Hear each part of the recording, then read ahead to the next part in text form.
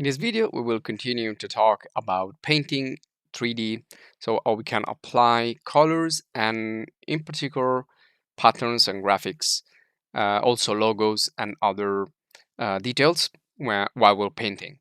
So we saw how we can start from the beginning with simple operation, with simple actions, like painting simple colors and the variations of the colors. And then we saw in the previous video also how we can print a logo or use like a stencil effect, create kind of a tattoo or kind of a stencil painting effect. So in this video, we will proceed and see more techniques, more tools that we can use to paint our character, to apply textures, to apply other materials that can make it more realistic. So we're going back here to the body, so we can see that we also painted some details using different type of brushes, and essentially what we need to do is define the cavities, so enhance the cavities, enhance the highlights. Now we can also use standard materials like you can see here, like metal or fabric and cloth for the clothing and other stuff. But usually these materials, they look really simple and not so realistic. Now in this one here, instead, in the body armor, we applied two different materials. So one, well, actually it's the same material, but two different paints, one for the decorations and one for the base. We can also do that for the rest of the armor here and the accessories and the crown. But if we want to create something more complex, we need to switch into paint mode. So we can use materials, we can use standard masks and face sets if you want to differentiate the colors of that material on that object. But if you want to move forward, you want to do something more complex, you need to create more advanced materials. Now there are software which are based and they are specific for these.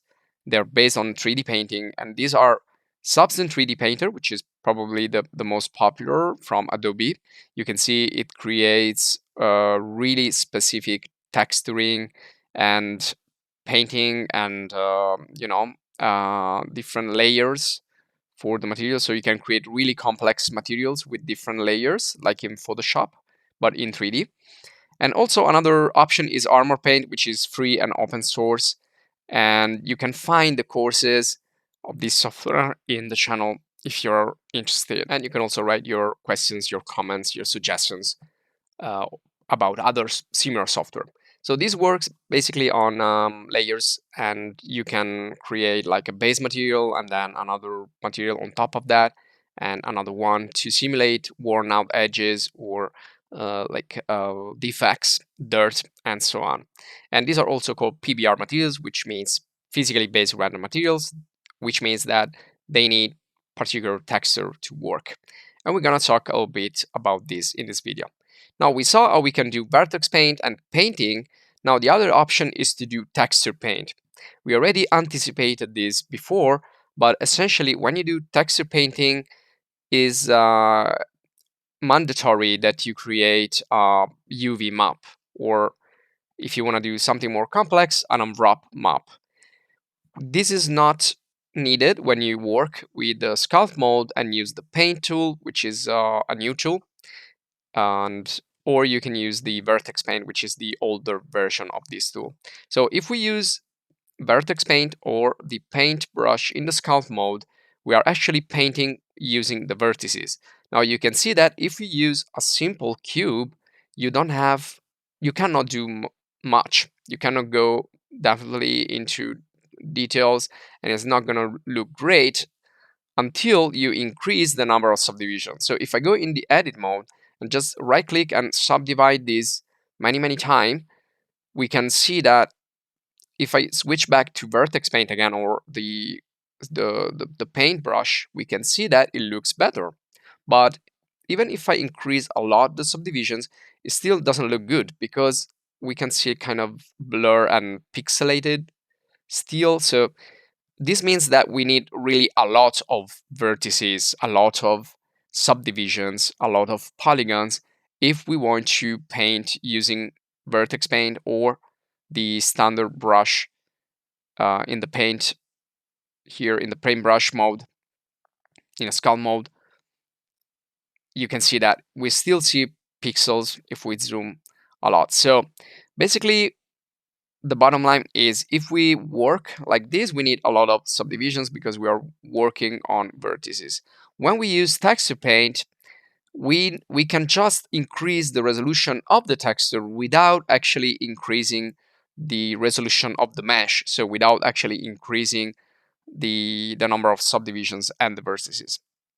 So you can see here, I'm back in the standard cube. I went just a little bit back so that I only have 6 faces right here. And if we go into texture paint interface, we can see that this cube has a mapping right here. So, well, actually this is still subdivided, so we can see these kind of a cross shape. Now those are the 6 faces of the cube, but they are also subdivided. So you can still use it like this. So if I go here, I need a texture and I need to create, well, we can start with a base color, but I can create a different texture for each effect I want to give. Now the base color is kind of the basic, so you can decide here if you want to give a background or if you want to keep it like gray. And you can see now I can start to paint. So right now I'm painting not with Vertex paint, but with the texture paint. So you can see it looks better. And I'm using a 1K resolution, so 1024 times 1024. Now I cannot see the change happening there on the left side in the texture because I need to actually specify that I want to show this texture right here. So I need to click up there and select the texture that I'm working on, which is material base color. Now I can see that I'm painting on this UV map, which is flat and not in 3D. So I can either paint in 2D on the left side or in 3D on the right side. But still I have a lot of polygons here. But it already looks better than the Vertex paint that we saw before. This is because, again, we are using pixels and not voxels or essentially polygons. Now you can see I went back now, and you can only see 6 faces on this cube. This is just to demonstrate that we don't need subdivisions when we work with texture paint. We do need them with the Vertex paint. You can see otherwise it will look awful. But if we use texture paint, let's create another base color. And this time, let's like do some changing here. I wanna rename it. I want to change here if I want the width and the height. So if I want more resolution, I can increase this to 2K or 4K. Now 2K is 2048, 4K is 4096. So they have, this is like for the binary system. So these are multiple of 2.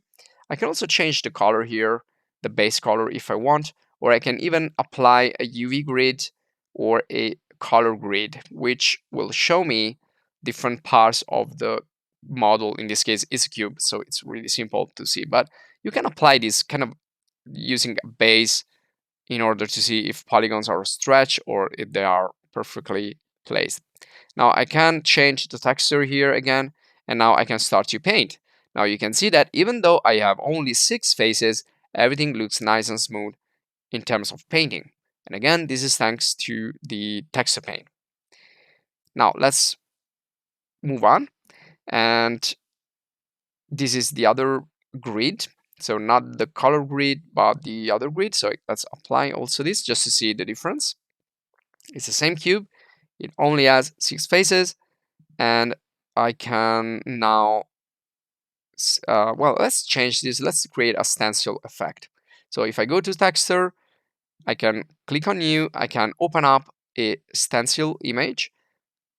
So to paint with an image and not with a single color, just as we did with Vertex paint and with the other techniques and tools.